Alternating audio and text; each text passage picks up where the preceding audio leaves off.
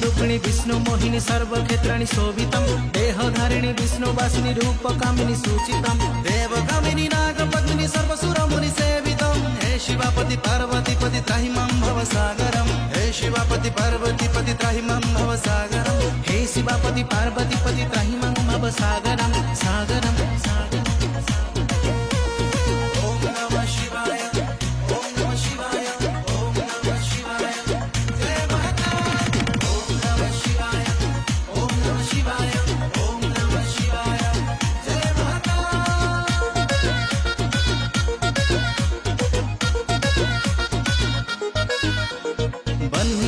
रूप भास्कर पादनुपुर गर्जितं चंद्र भास्कर कांति प्रभाकर कर्मकेश्वर प्राचितं भूत खेचर सिंह सदृढ प्रेत भूषण भूषितं हे शिवापति पार्वती पति त्राहि मां भवसागरं हे शिवापति पार्वती पति त्राहि मां भवसागरं।